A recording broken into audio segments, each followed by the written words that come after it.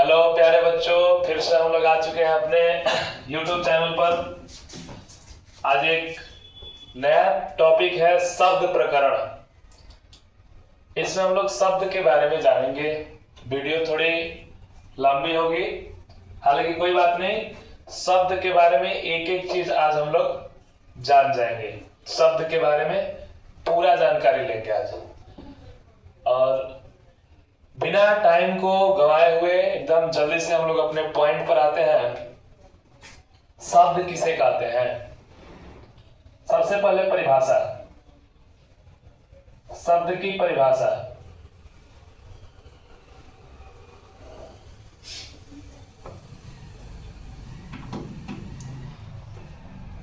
हाँ, तो जैसे कि हम लोग जानते हैं कि वर्णों के सार्थक मेल को शब्द कहते हैं। ये हमारा परिभाषा है कि वर्णों के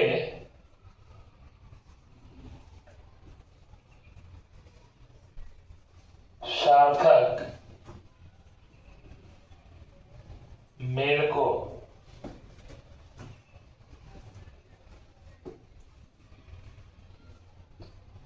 शब्द कहते हैं। वर्णों के सार्थक मेल को शब्द कहते हैं। वर्ण हम लोग पढ़ चुके हैं, और वर्ण हम लोग पढ़ चुके हैं तो वर्ण में कोई दिक्कत है नहीं। सार्थक मेल, मेल मतलब मिलना, वर्णों का मिलना। और सार्थक का मतलब हुआ कि अर्थ सहित, सार्थक अर्थात अर्थ सहित होना चाहिए। तो ध्यान देते हैं कि शब्द का दो तीन हम लोग उदाहरण के तौर पर देखेंगे। जैसे घर, इसमें क्या है कि घ मिला है, अ मिला है, र मिला है और अ मिला है। चार वर्ण इसमें मिले हैं, और चार वर्णों के मिलने से एक सार्थक शब्द बना घर। तो घर जो है वो एक शब्द है और एक सार्थक शब्द है। घर का अर्थ होता है मकान, हमारा घर जहां हम लोग रहते हैं। उसी तरह से और भी हम लोग शब्द ले सकते हैं। पुस्तक, गांव, शहर, नदी, किनारा, जाओ, आओ, बोतल इत्यादि। ये सब एक एक शब्द है और सबका कुछ ना कुछ अर्थ भी है। जैसे हम लोग घर का वर्ण विच्छेद किए यहाँ पर तो चार वर्ण मिला, उसी तरह से इस सब का वर्ण विच्छेद करेंगे तो सब में तीन है, तीन वर्ण, चार वर्ण, पांच वर्ण ऐसे मिलेंगे। और जब सभी वर्णों को मिलाएंगे तो जो शब्द बनेगा वह सार्थक है। इस उदाहरण में जितने भी शब्द दिए गए हैं, और वर्णों के सार्थक मेल को शब्द कहते हैं। यहाँ पर देखिए, वर्ण मिल गया, सार्थक हुआ, तो घर क्या है? शब्द है। बिना सार्थक जो रहेगा ना, निरर्थक, जिसका कोई अर्थ ना हो, उसे हम लोग हिंदी व्याकरण में शब्द नहीं कहेंगे। अर्थ होना चाहिए तब शब्द कहेंगे। हालांकि शब्द का परिभाषा बहुत आसान है। इसके बाद शब्द का वर्गीकरण हम लोग देखेंगे। शब्द का वर्गीकरण,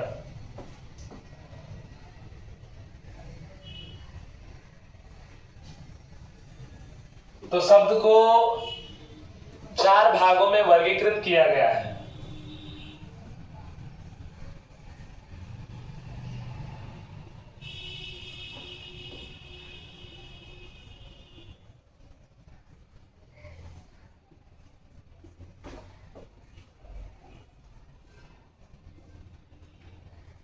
शब्द को चार भागों में वर्गीकृत किया गया है। यहां पर हम लोग लिखते हैं शब्द, और इसके जो चार भाग है वो लिखेंगे अब।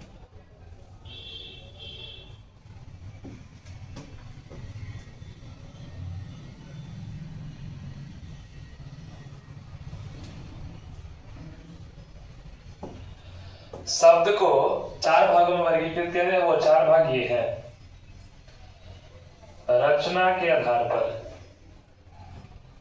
रचना के आधार पर,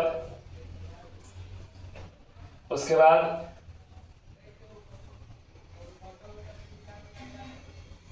उत्पत्ति के आधार पर, रचना के आधार पर, उत्पत्ति के आधार पर, अर्थ के आधार पर और प्रयोग के आधार पर। इन्हीं 4 आधारों पर शब्द को वर्गीकृत किया गया है। जैसे यहां पर हम लोग रचना में होता है 3 प्रकार का। रचना में शब्द 3 प्रकार के होते हैं। पहला शब्द है रूढ़ शब्द, रूढ़ शब्द। दूसरा है यौगिक शब्द और तीसरा है योग रूढ़ शब्द।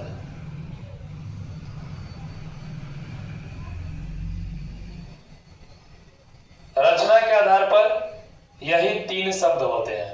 उसके बाद हमारा आता है उत्पत्ति के आधार पर। उत्पत्ति वाला प्रायः 10th में, 12th में, 9th में, 8th में सब क्लास में एग्जाम्स में पूछा जाता है, इसलिए उत्पत्ति वाला को देखते हैं। उत्पत्ति के आधार पर शब्द 4 प्रकार के होते हैं।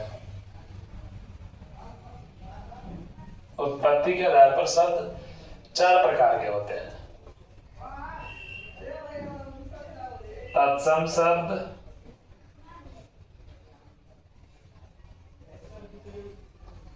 तद्भव शब्द, देशज शब्द और विदेशज शब्द।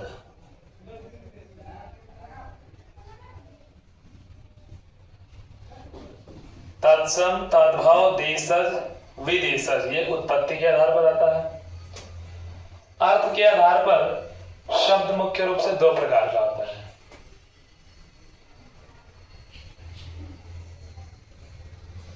सार्थक शब्द और एक और होता है निरर्थक शब्द।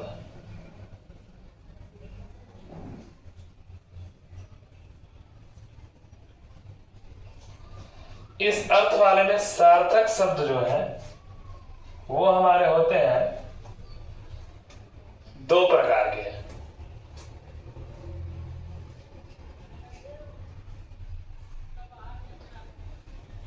पर्यायवाची शब्द और विलोम शब्द, ये 2 हो गया। और 2 होता है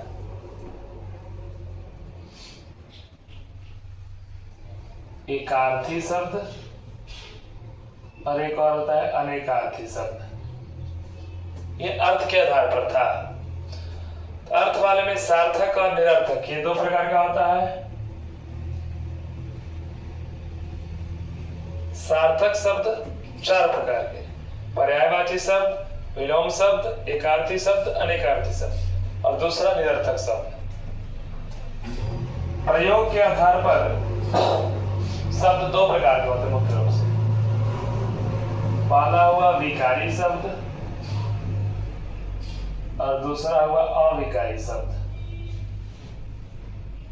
जिसको हम लोग अव्यय भी कह सकते हैं। इसमें क्या है, विकारी शब्द भी 4 प्रकार का, अविकारी शब्द भी 4 प्रकार का होता है। ठीक, तो इसके आगे हम लोग जानेंगे फिर कि अब रचना के आधार वाला पहले पढ़ेंगे, उसके बाद उत्पत्ति के आधार वाला, उसके बाद अर्थ के आधार वाला और फिर प्रयोग के आधार वाला। तो अब जो रचना के आधार पर 3 प्रकार के शब्द होते हैं, रचना के आधार पर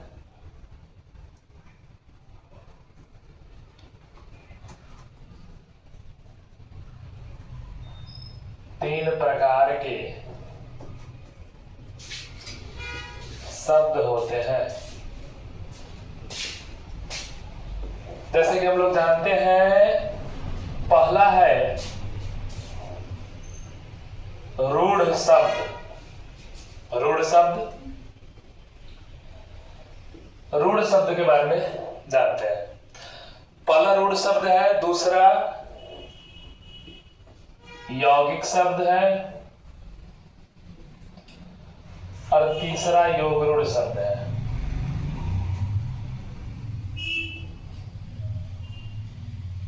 तीसरा योग रूढ़ शब्द है। ठीक, तो पहले हम लोग रूढ़ शब्द के बारे में जानेंगे।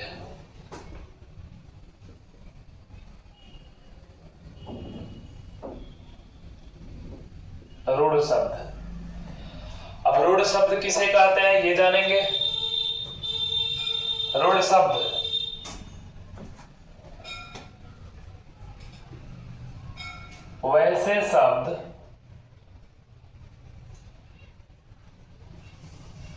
वैसे शब्द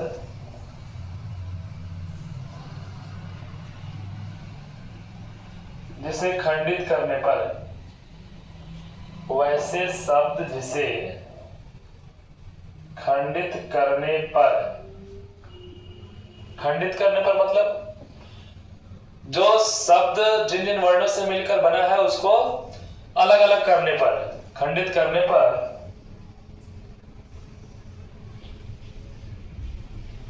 कोई अर्थ न मिले, कोई अर्थ न मिले, वैसे शब्द जिसे खंडित करने पर कोई अर्थ न मिले,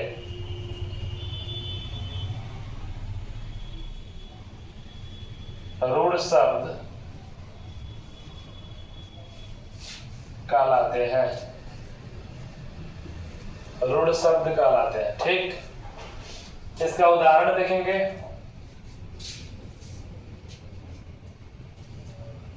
उदाहरण के तौर पर रूढ़ शब्द में आता है जैसे घर, कपड़ा, घर, कपड़ा, सड़क, किताब इत्यादि।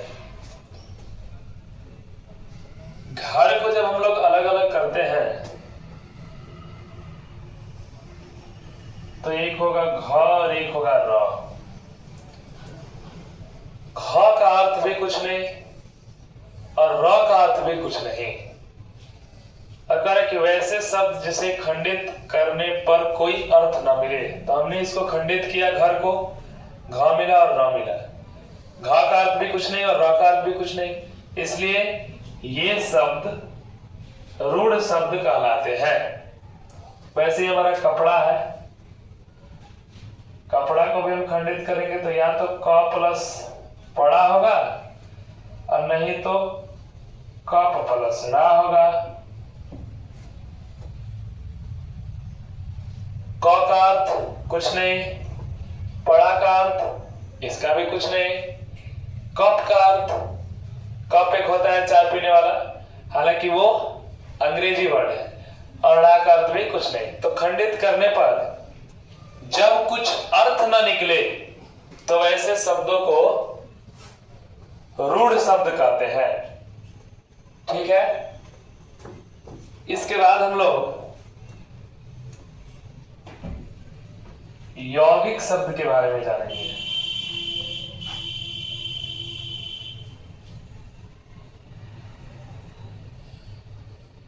यौगिक शब्द, यौगिक शब्द किसे कहते हैं?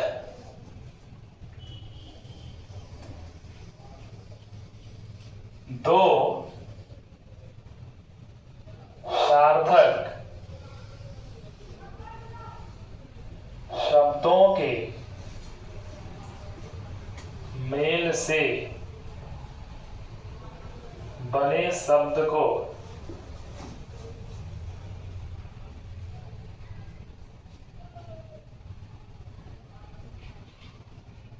यौगिक शब्द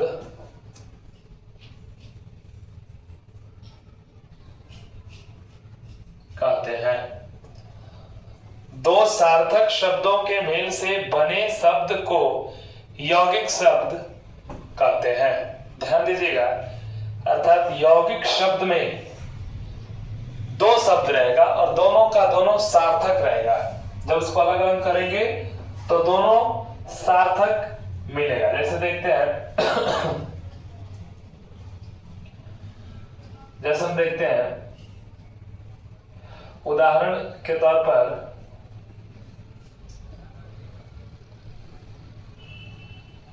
वस्त्रालय, वस्त्रालय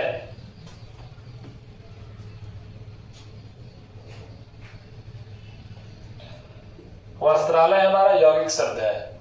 ठीक, उसके बाद और भी देखते हैं तो हमारा आ जाएगा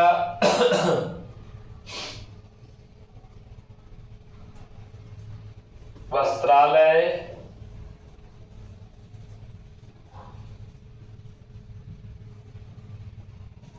भोजनालय,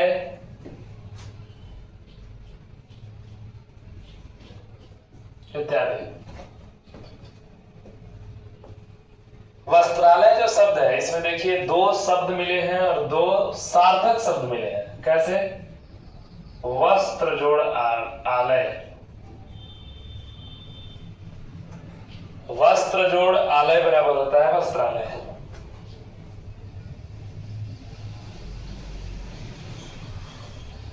वस्त्र जोड़ आलय, वस्त्र का अर्थ हुआ कपड़ा और आलय का अर्थ होता है घर। तो वस्त्र और आलय दोनों सार्थक शब्द है। वस्त्र भी सार्थक है, आलय भी सार्थक है। वस्त्र का भी अर्थ है, आलय का भी अर्थ है, इसलिए जो वस्त्रालय शब्द है ये यौगिक शब्द हुआ। उसी तरह से जो हमारा भोजनालय है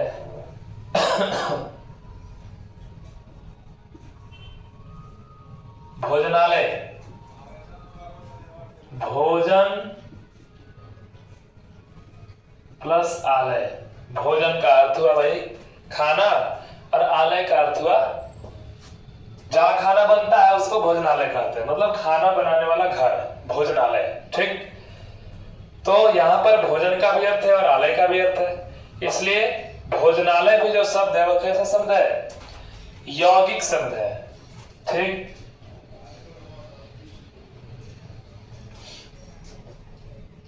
इस तरह के शब्दों को यौगिक शब्द कहते हैं। अभी देखते हैं 3 नंबर योगरूढ़ शब्द।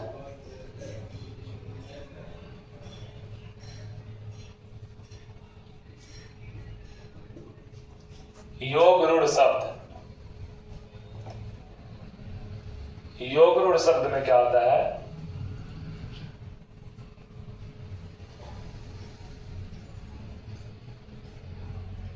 वैसे यौगिक शब्द, वैसे यौगिक शब्द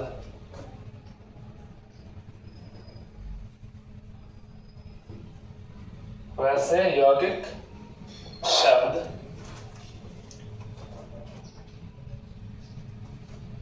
जो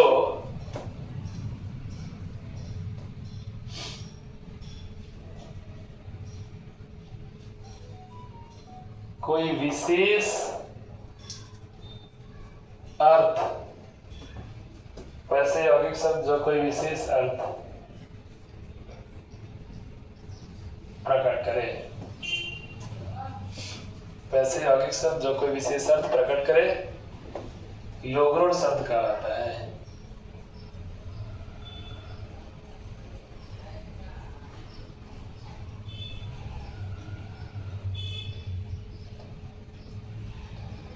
योगरूढ़ शब्द कहलाता है।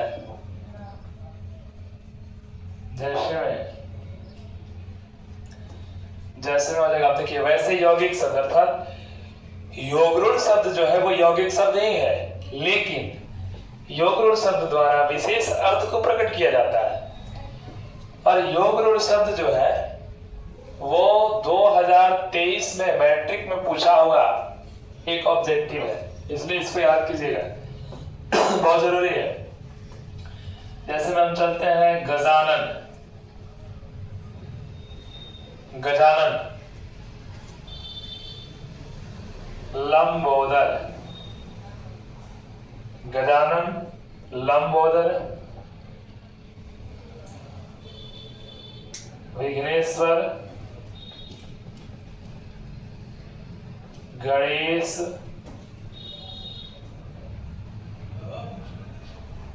दशानन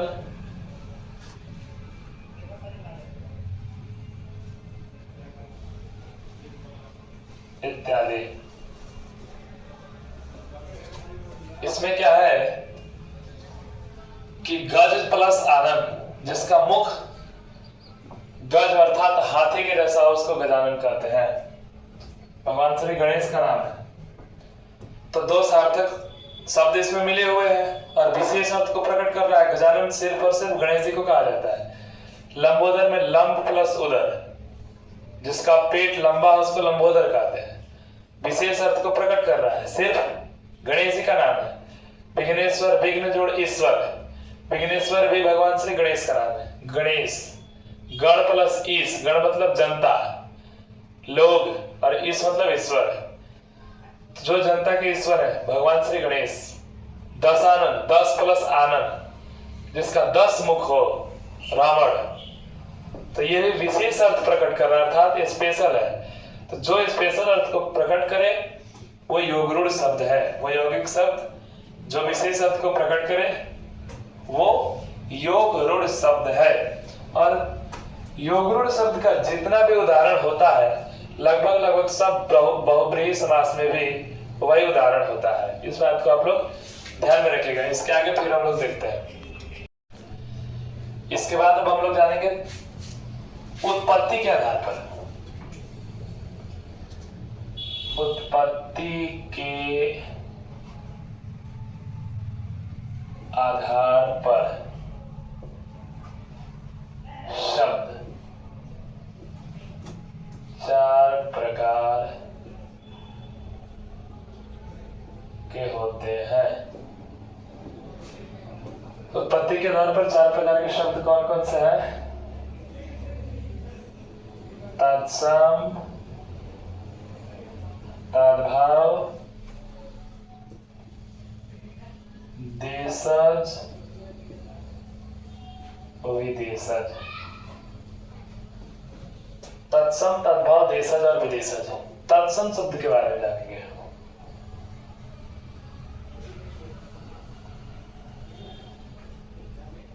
तत्सम शब्द का परिभाषा होता है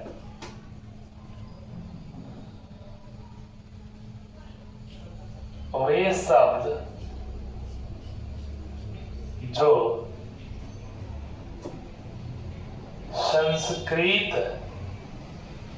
संस्कृत से, वे शब्द जो संस्कृत से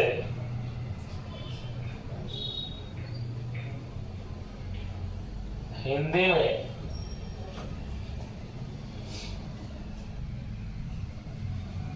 आए हो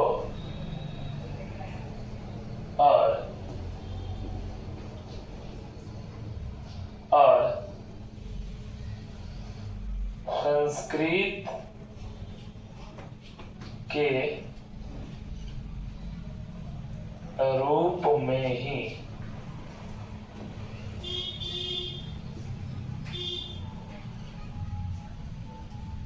प्रयोग हो। कहने का मतलब यह है कि संस्कृत वाले शब्द को तत्सम शब्द कहते हैं। जितने संस्कृत के शब्द हैं वो सारे शब्द तत्सम शब्द हैं। हम लोग इसको ऐसे भी इसका परिभाषा लिख सकते हैं कि संस्कृत के शब्दों को तत्सम शब्द कहते हैं। लेकिन हिंदी व्याकरण पढ़ रहे हैं इसलिए हिंदी व्याकरण के अनुसार लिखना होगा कि वे शब्द जो संस्कृत से हिंदी में आए हो, मतलब संस्कृत से ही आया है और संस्कृत के रूप में ही प्रयोग हो। हिंदी में प्रयोग होगा लेकिन संस्कृत वाला ही उसका रूप रहेगा, कुछ परिवर्तन नहीं होगा। तो तत्सम शब्द जैसे हम लोग उदाहरण के तौर पर देखेंगे तो हो जाएगा सूर्य, सूर्य तत्सम शब्द है। नेत्र, आंख को हम लोग नेत्र कहते हैं संस्कृत में, तो नेत्र क्या है? तत्सम शब्द है। दूरभाष, जब लोग मोबाइल चलाते हैं उसको हिंदी में दूरभाष कहा जाता है, और वो हिंदी का शब्द नहीं, वो संस्कृत का शब्द है। दूरभाष चाहे चल दूरभाष दोनों कहते हैं उसको। और इस तरह का जितना भी शब्द है, गणेश, ठीक है, ये सारे शब्द जो है संस्कृत के शब्द है। एक बार एक पूछा हुआ है, चंचू, चंचू, एक छोटा सा एग्जाम में, मंथली एग्जाम में पूछा हुआ ये क्वेश्चन है कि चंचू कैसा शब्द है, तत्सम शब्द है, इत्यादि कर दीजिए। अर्थात जो संस्कृत के शब्द है वो तत्सम शब्द है। पहचानने के लिए थोड़ा सा आप लोगों को तत्सम शब्द के 100-150 शब्द देख लेना होगा, तद्भव शब्द के भी 100-150 शब्द देख लेना होगा, और देशज और विदेशज का भी। तद्भव पर आते हैं, तद्भव शब्द। तो जो तद्भव शब्द है वो भी संस्कृत से लिया गया है। तो इसको हम लोग लिख सकते हैं कि संस्कृत के बिगड़े हुए रूप को तद्भव शब्द कहते हैं।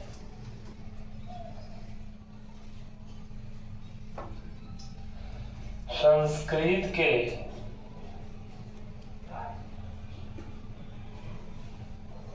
बिगड़े हुए रूप को तद्भव शब्द कहते हैं।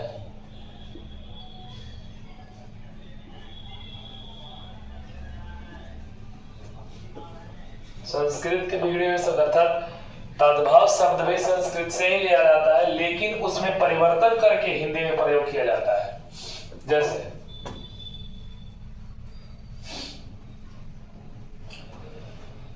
सूर्य है, इसको हम लोग सूरज सूरज कह देते हैं। नेत्र को आंख कह देते हैं। दूरभाष को दूरभाषी कहते हैं। उसी तरह से जो और सारे भी शब्द हैं हिंदी के, जैसे हिंदी में आपका हो जाएगा, जाएंगे तो उठना, बैठना, ये सारे क्रियावाची शब्द है, लेकिन हिंदी के शब्द है। पंखा, ये सब जो शब्द है वो हमारे हिंदी में आने वाले शब्द है। तो हिंदी के मतलब संस्कृत के बिगड़े हुए रूप को क्या कहते हैं? तद्भव शब्द कहते हैं। तद्भव शब्द को ठीक से जानने के लिए उसका कुछ उदाहरण आप लोग को जानना होगा। जैसे उदाहरण से नहीं होगा, कुछ 100-150 एग्जाम्पल्स को देखना पड़ेगा, इतना एग्जाम्पल से नहीं हो पाएगा। इसलिए जो है तद्भव शब्द, चाहे वो जो तत्सम शब्द है, इस सब को आप लोग को थोड़ा सा देखना पड़ेगा। ठीक,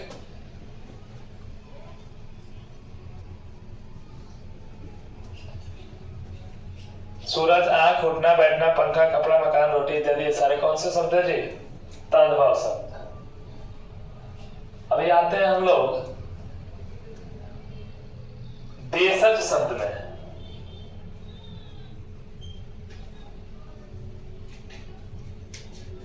देशज शब्द, देशज शब्द किसे कहते हैं?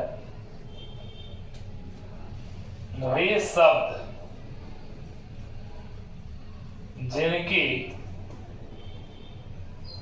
उत्पत्ति, वे शब्द जिनकी उत्पत्ति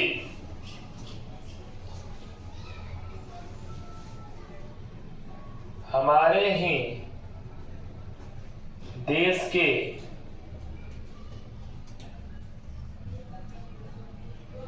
किसी न किसी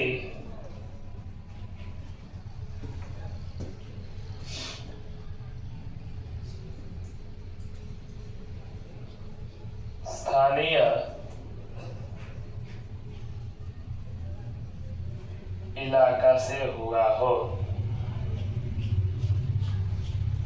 अर्थात हमारे अपने देश से उत्पन्न शब्द को देशज शब्द कहते हैं, कारण कि वे शब्द जिनकी उत्पत्ति हमारे ही देश की किसी न किसी स्थानीय इलाका से हुआ हो। अर्थात हमारे देश में, भारत देश में जानते हैं कि 28 राज्य है और 28 राज्य में बहुत सारे जिले हैं, इसलिए वहां के जो स्थानीय ग्रामीण इलाकों में से जो शब्द उत्पन्न हुआ है उसको देशज शब्द कहते हैं। जैसे में हम लोग देख सकते हैं, इसका उदाहरण लाठी, पगड़ी, खिचड़ी, लाठी, पगड़ी, खिचड़ी, लोटा, डिबिया इत्यादि सारे देशज शब्द है। तो हमारे किसी स्थानीय इलाका से बोलचाल में आने के कारण हिंदी में भी प्रयोग होने लगे हैं, उसको देशज शब्द कह सकते हैं। उसके बाद हमारा लास्ट आता है उत्पत्ति के आधार पर वाला विदेशज शब्द।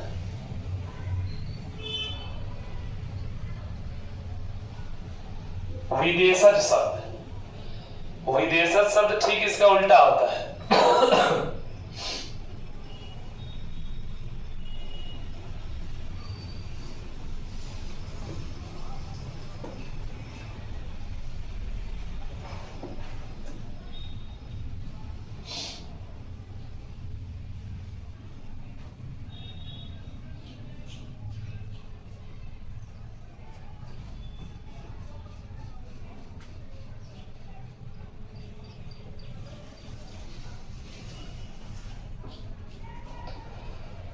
वे शब्द जिसकी उत्पत्ति विदेश में हुई हो और हिंदी व्याकरण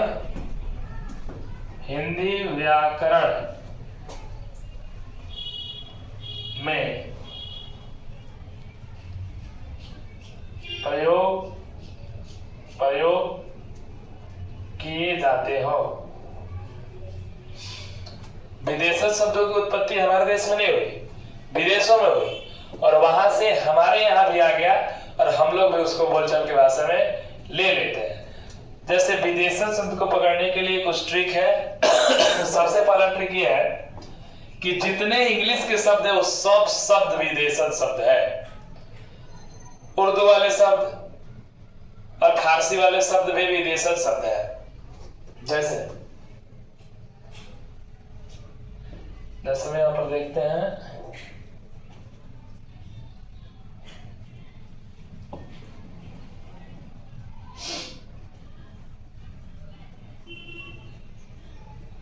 तशरीफ, जन्नत,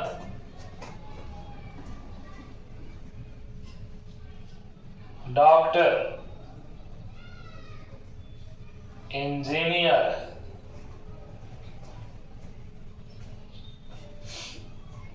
मोबाइल, स्टेशन इत्यादि, ये सारे शब्द विदेशज शब्द है क्योंकि हमारे देश में इनकी उत्पत्ति नहीं है। और जो शब्द विदेश में उत्पन्न होकर के और हमारे देश में प्रयोग में लाए जाते हैं उन सारे शब्दों को विदेशज शब्द कहते हैं। इसके आगे फिर देखते हैं। और अब हम लोग जानेंगे अर्थ के आधार पर। दो आधार हम लोग ने पढ़ लिया, रचना के आधार पर और उत्पत्ति के आधार पर। अब हम लोग जानेंगे अर्थ के आधार पर। अर्थ के आधार पर, अर्थ के आधार पर शब्द, अर्थ के आधार पर शब्द मुख्यतः दो प्रकार के होते हैं। मुख्यतः दो प्रकार के होते हैं। ठीक, अब जानेंगे कौन कौन दो हैं। तो पहला है सार्थक शब्द और दूसरा है निरर्थक शब्द।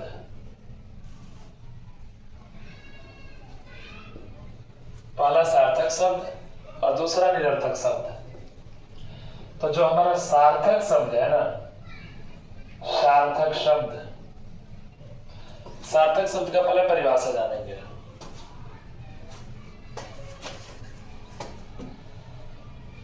सार्थक शब्द,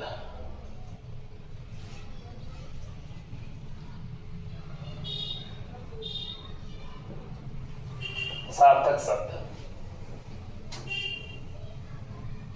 वे शब्द जो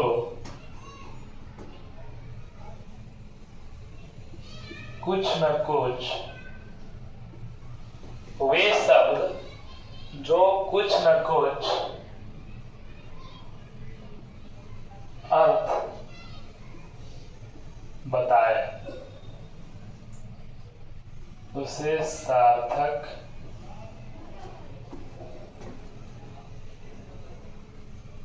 शब्द कहते हैं। ठीक, वे शब्द जो कुछ न कुछ अर्थ बताया था, वैसा शब्द जिसका कुछ न कुछ अर्थ हो उसे सार्थक शब्द कहते हैं। जैसे हम लोग मान लीजिए कुछ भी लिखते हैं, दवाई, पढ़ाई, कलम, किताब, मुखिया, नेता, माता, पिता इत्यादि।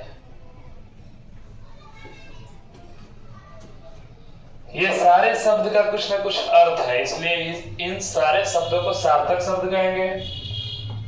अब सार्थक शब्द के बारे में पहले पढ़ लेते हैं, उसके बाद निरर्थक। सार्थक शब्द जो है, हम लोग नीचे देखे थे इसके पहले कि सार्थक शब्द 4 प्रकार का होता है। इस 4 में जो है वैसे एकार्थी शब्द है, अनेकार्थी शब्द है, एकार्थी शब्द, अनेकार्थी शब्द, विलोम शब्द और पर्यायवाची शब्द। ये हमारे सार्थक शब्द के प्रकार। तो सबसे पहला प्रकार हम लोग जानेंगे एकार्थी शब्द। एकार्थी में होगा जिसका एक अर्थ हो, जिसका केवल एक ही अर्थ हो, मतलब ऐसा शब्द जिसका केवल एक ही अर्थ निकलता हो, दूसरा कुछ नहीं।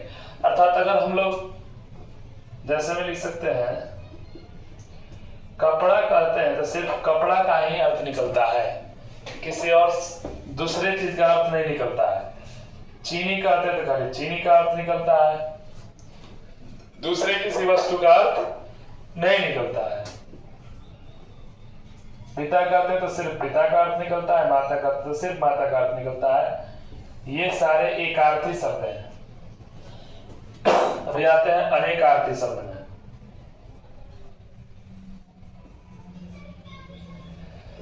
तो जो हमारा अनेकार्थी शब्द है,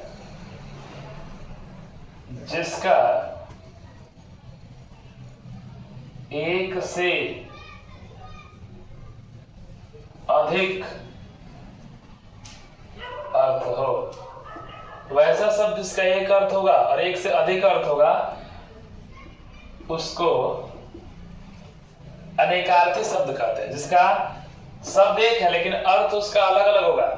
जैसे हम लोग लिखते हैं पूर्व, तो पूर्व का अर्थ होता है पहले, और पूर्व का अर्थ पूर्व दिशा से भी है।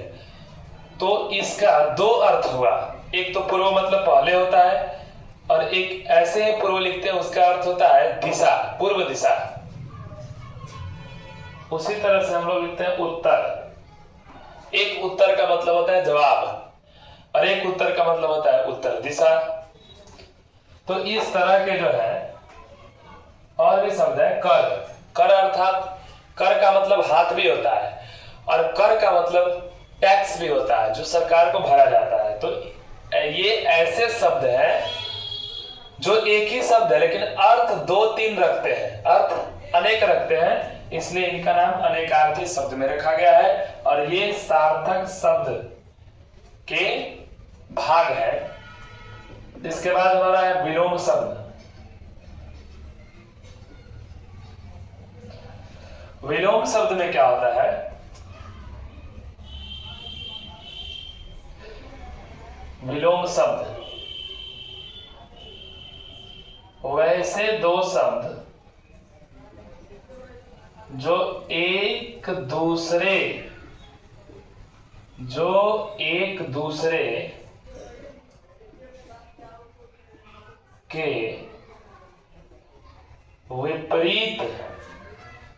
विपरीत अर्थ को प्रकट करें। वैसे दो शब्द जो एक दूसरे के विपरीत अर्थ को प्रकट करें विलोम शब्द कहलाता है। जैसे माता का उल्टा होता है पिता, माता का उल्टा पिता, तो माता और पिता यही विलोम शब्द हुए। भाई का अर्थ होता है भाई और इसका उल्टा होता है बहन, तो भाई का विलोम शब्द बहन है। उसी तरह से बड़ा का छोटा इत्यादि, ये सारे विलोम शब्द हैं। इसके बाद सार्थक का जो लास्ट वाला आता है वो है पर्यायवाची शब्द। पर्यायवाची शब्द, पर्यायवाची शब्द में क्या होता है कि इसमें क्या है कि वैसे दो शब्द जो एक दूसरे के समान अर्थ को प्रकट करे उसे पर्यायवाची शब्द कहते हैं। जैसे इसमें अगर हम लिखे धरती, धरती का धरा होता है, धरती और धरा एक दूसरे के पर्यायवाची शब्द हैं। और भी होता है धरती, धरा, भूमि, भू, ये सब पर्यायवाची शब्द हैं। भूमि, भू, अवनी, पृथ्वी, ये सब धरती का ही नाम है। ठीक, उसी तरह से सूर्य जो है, सूर्य का भी पर्यायवाची शब्द है। सूरज, दिवाकर, प्रभाकर, सूरज, दिवाकर, प्रभाकर, रवि इत्यादि। तो ये जो दोनों शब्द हैं, ये इन दोनों शब्दों का देखिए कितना पर्यायवाची शब्द है, तो इसको हम लोग पर्यायवाची शब्द कह सकते हैं। और रहा बात एक निरर्थक शब्द का, तो इसके ठीक बाद अब हम लोग निरर्थक शब्द को जानेंगे। तो जो दूसरा हमारा शब्द है निरर्थक शब्द, इसमें ज्यादा कुछ नहीं जानना है। निह जोड़ अर्थक बराबर होता है निरर्थक, जिसका कुछ अर्थ ना हो। वैसा शब्द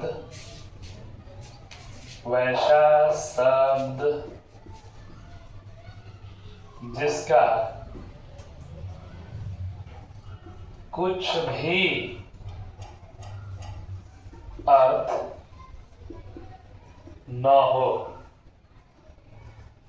निरर्थक शब्द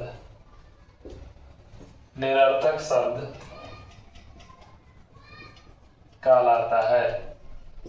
जैसे जब हम लोग कहते हैं आलू ओलू, आलू ओलू,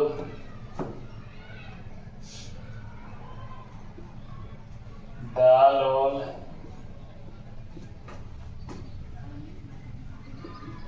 भात ओत, प्याज वाद इत्यादि। इसमें सब में पहला शब्द का अर्थ है, लेकिन दूसरा शब्द का कुछ भी अर्थ नहीं। ओलू, ओल, ओत ओआज। इतना अंडरलाइन शब्द है, उसका कुछ अर्थ नहीं है, इसलिए उसको निरर्थक शब्द कहते हैं। इस तरह के शब्दों को निरर्थक शब्द कहते हैं। इसके बाद हम लोग अब जानेंगे प्रयोग के आधार पर शब्द। प्रयोग के आधार पर शब्द।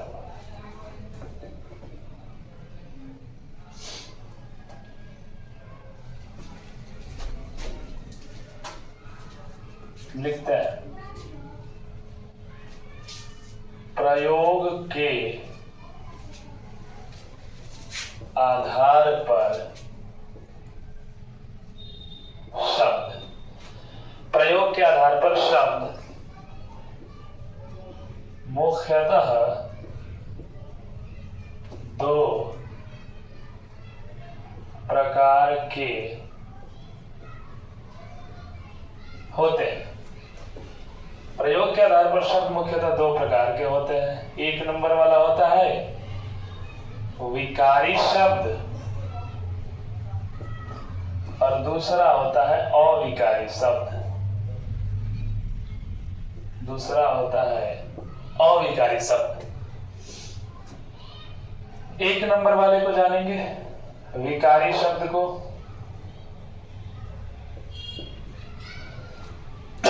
विकारी शब्द देखिए, प्रयोग के आधार पर जो है दो प्रकार का शब्द होता है, विकारी शब्द और अविकारी शब्द। तो जो विकारी शब्द है उसका परिभाषा ये होता है कि वैसे शब्द जो बदलते रहते हैं, विकारी शब्द कहलाते हैं। विकारी शब्द कहलाते हैं। वैसे शब्द जो बदलते रहते हैं विकारी शब्द कहलाते हैं।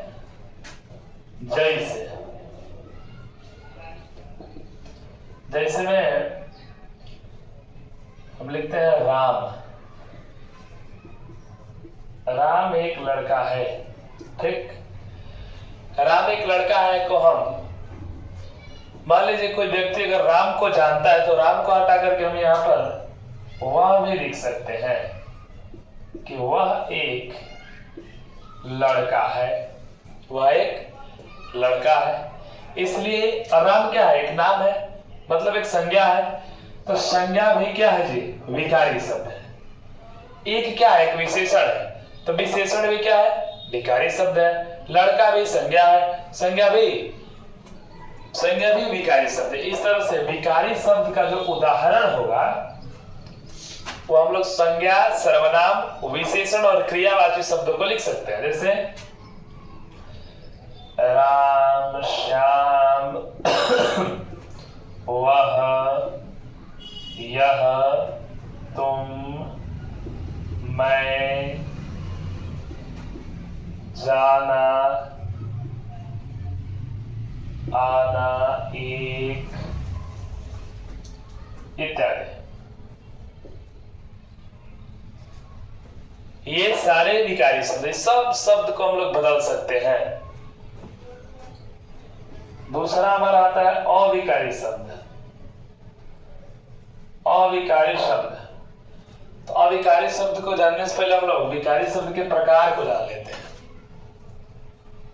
विकारी शब्द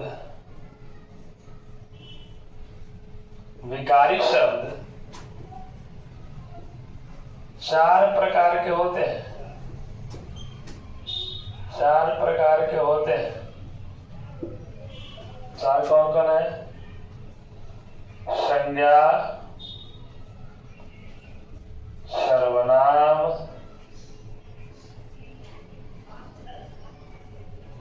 विशेषण और चौथा है क्रिया।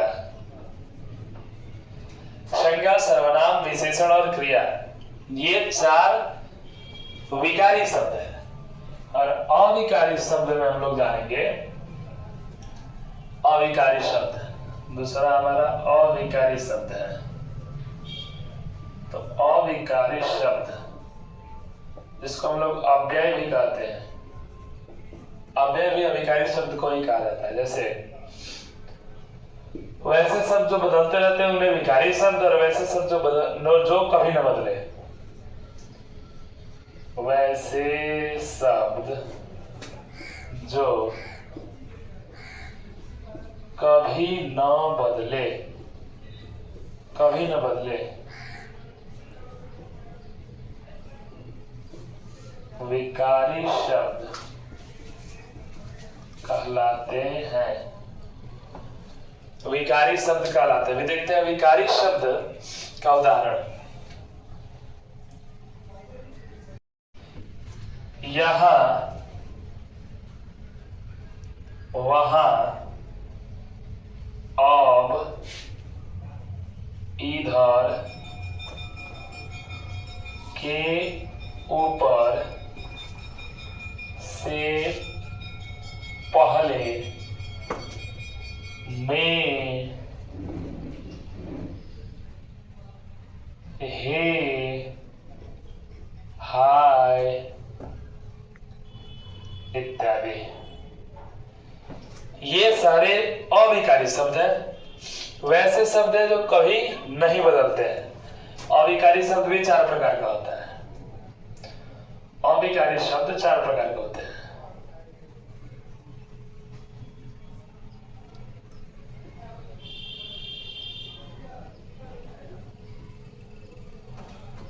चार प्रकार के होते हैं। अविकारी शब्द 4 प्रकार के होते हैं। इसमें जो पहला है वो है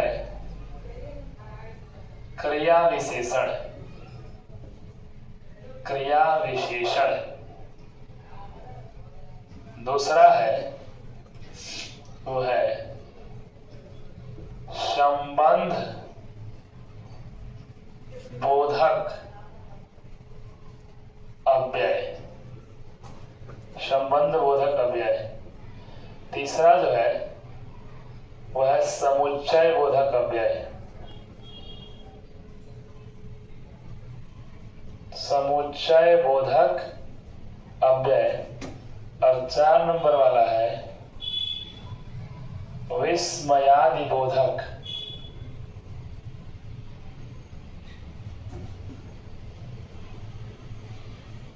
अव्यय।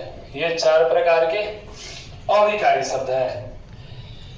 अभी तक हम लोगों ने जितना पढ़ा शब्द के बारे में, यहां पर हमारा शब्द का जो मैटर है वो खत्म होता है।